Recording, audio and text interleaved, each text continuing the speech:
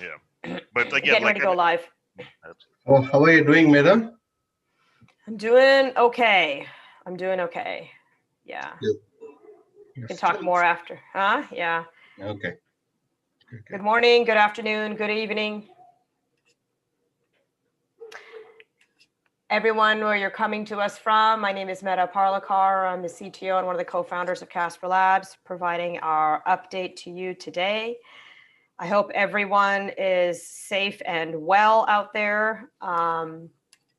Let's get started. So the team has started their third weekly sprint of the 21.01 release cycle, sprint 9.3. We continue to push towards our first mainnet release candidate of the Casper protocol.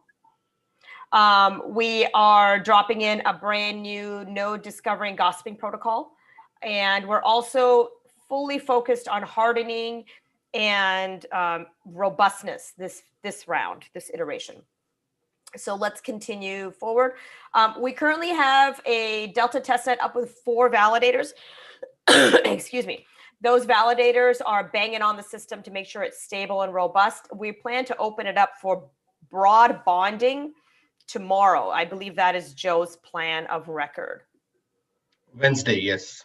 Yeah, so stay tuned in the Discord channel for updates on that. And hopefully this one we'll have shaken out enough issues with the code. And it's a very new version of the code. It's 3.1, right? We just pulled that off of master. So it's got a lot of good fixes in it. And we've heard good things from the validators so far in their preliminary testing.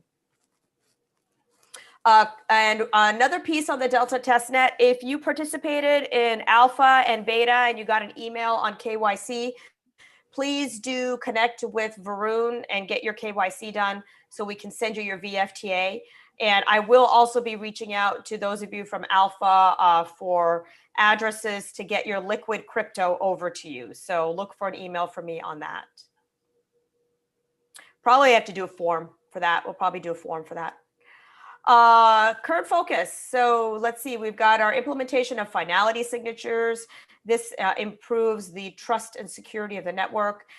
Disabling bids on liveness failures. So basically what happens is if this brought the Delta testnet down a couple of times, that if you are a big validator, you got a lot of bond in the network and you happen to go offline, we have to disable your bid from consensus. Otherwise, we wind up having liveness failures in the network.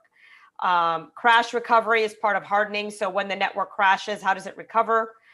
We also finished the paper. So we're going to be submitting it to archive and start the peer review process.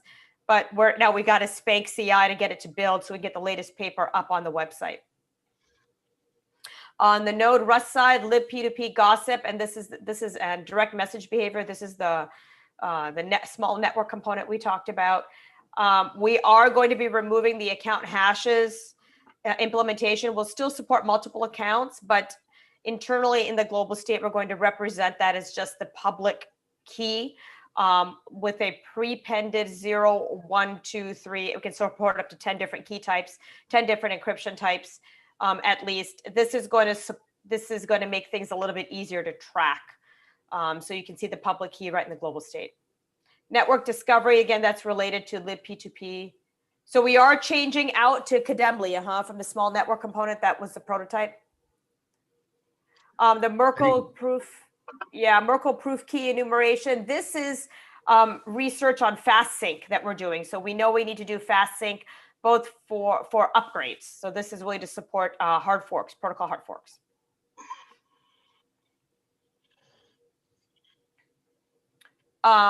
Fix event size and potentially reintroduce compile time enforced upper limit. This is basically what is this? Compile time enforced upper limit. I think this is just to reduce the size of events. I read the ticket. It says that the current event size is pretty high and it's not required. And this is just a discovering and trying to bring it down.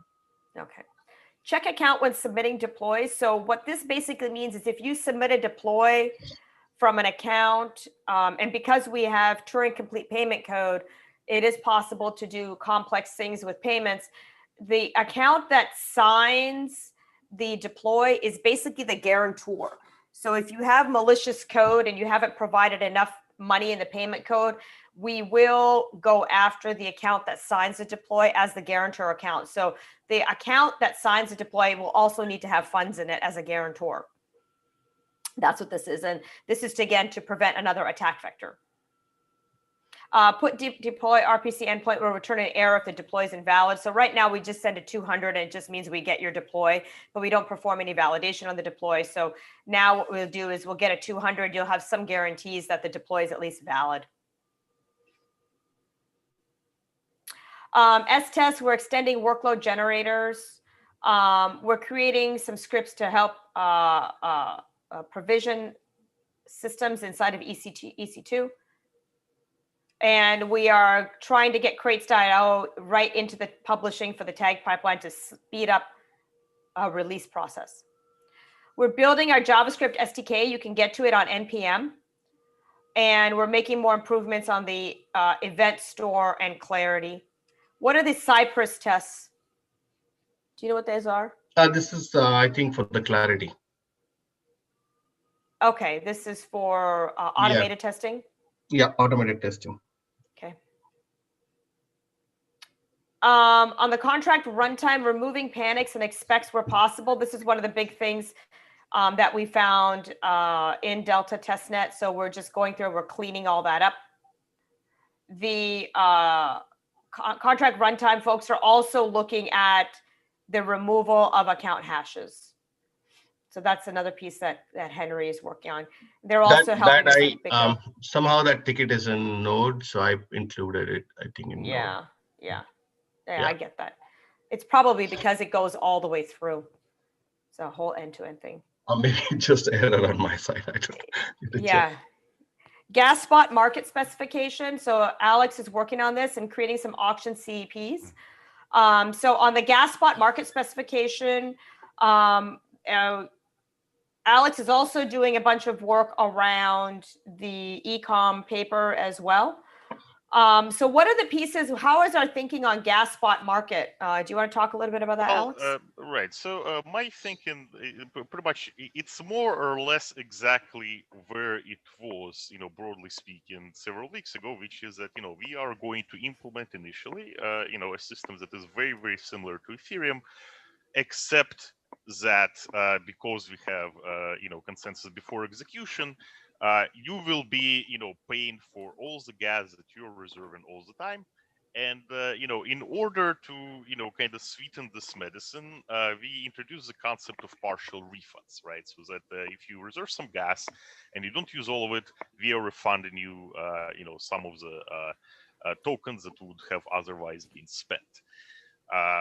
We had some internal pushback even against this because, for example, Massey, feels that this is still too harsh potentially for certain applications like DeFi. But it turns out that even these partial gas refunds have potentially really, really strange effects because basically, it introduces another, another set of actions for bidders to potentially take that might screw up the ordering, right? Because ideally, what we want is that the priority ordering goes by how much you are, willing to pay per unit of gas. And I don't just mean stated willingness to pay, I mean your actual, internal valuations that is known to you, right? Because you want to allocate the gas to the people who have the best use for it, right? And so it turns out that there's some strategy around these refunds that I have to investigate to figure out if that might potentially ruin this ordering in equilibrium. Right. Yeah, I mean, so the interesting thing is because we have execution before consensus, there isn't a way for the validators to actually know what's going to be profitable for them versus not, right? It's just going to be based on how much you're willing to pay. They don't have any idea of the actual amount of effort, actual amount of compute a given contract is. It's literally just the willingness to pay. if they wanted to order transactions. Yeah, well, it's not gas, right? Because you also have the stated gas reservation, but the point is, if you were not charging for this entire gas reservation, then yeah, you could have very strange outcomes, right? Because so you could just say, okay, I reserve the entire block, and I put in very high willingness to pay on it, but then I run 5 units of gas worth of compute, and so now nobody else gets to execute it. Right. Yeah, so you can see some very strange effects appear from that. Right, which means that people will just have to estimate how much their contracts cost before they run them, and then put the amount to pay enough that it'll cover it completely. Yes, and again, I think we may have even discussed this before in these community calls. We do intend to, support, estimation of gas usage, right? We, in fact, there's like really no option for us but not to do that, right? Because we do need like a working testnet, and so the testnet, you're going to go and deploy your assemblage of contracts, and you're going to run your workloads and estimate how much gas you're going to be using. What about the gas exchange rate? Right now it's hard coded, right? We have to make that float. Do we know where that is on the backlog? No, this is what this is, by the way. Okay. Yeah, because you are submitting bids. In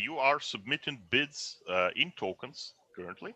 Well, so not currently, but like in this CP, right? You're submitting your bids in tokens, and basically the concept of a gas price in terms of modes in this specification corresponds to the willingness to pay of the last guy in the last block you observed, right? That is the current going market price of gas, because that's if everything is stable, that's what you have to pay in order to get into a block, and anything that you pay above that is just basically a defense against uncertainty of what other people are arriving to bid on that gas. Got it. Okay.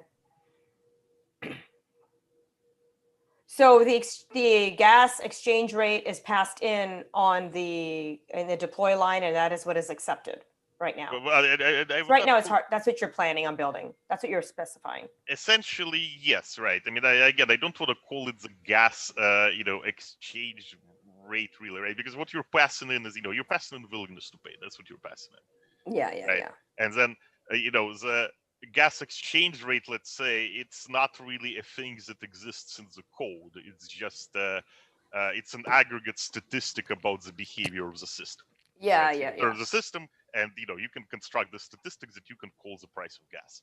Because right now, what happens in Ethereum is the validators include that in the mined block, right? And they're able to increase or change the gas price for the system with each block. That's how it. But what you're telling me is that it just is the willingness to pay based on the last block. Yes, it's a marginal, it's a marginal willingness to pay. Got it. Okay. Curious, will that result in more volatility in our system? Well, it should perform. I think it is very similar to Ethereum. There may be some implementation differences, but the idea is exactly the same. Yeah.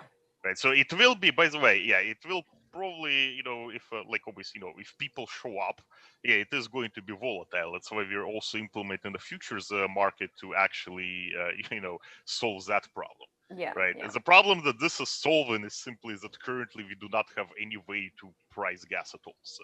Yeah. The intention is to have the futures market. I don't know if it'll be ready by mainnet, but it'll be ready shortly after mainnet. It'll absolutely not be ready by mainnet, but it will be the first thing we'll be working on.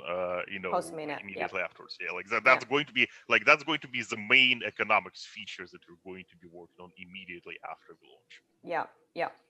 Yep. So our focus between now and launch really is around performance, hardening and stabilization, crash recovery, and upgrades, right? We're getting the account hashes fixed because we need that for custody solution. But that's basically it. So over the next 6 to 8 weeks, that's what our big push is, to get upgrades working so we can do protocol forks. And the upgrades and fast synchronization feature associated with upgrades will enable us to do everything else that we need to do post mainnet launch. We do fully intend on putting out plenty of protocol forks once this product launches, once the mainnet launches. We feel that it's our responsibility to maintain the system until we have delivered on all the promises we've made around the feature and functionality system. So big features we're planning post mainnet launch is the gas futures market, which delivers on the promise of price stability. We also plan on implementing features where we'll do the account and contracts unification / simplification that will enable contracts to pay for themselves. That will be a very large protocol fork. So we'll probably want to get that done shortly after release. So big, exciting features coming even after mainnet launch. And of course, we're going to start on our sharding research right after mainnet as well. So good stuff. Anything else you guys would like to talk about? The marketing team had to push back one more week because Matt had to go get a COVID test. So, and he could only get a slot during this time. So he plans on providing that update next week. So apologies for the delay, community. We'll get you the update on the marketing and launch plan. Terrific, short update today. Merry Christmas to everyone. Happy New Year. I will be here next week to give the update. So I wish you guys Happy New Year then, but have a safe and wonderful holiday season and be safe out there.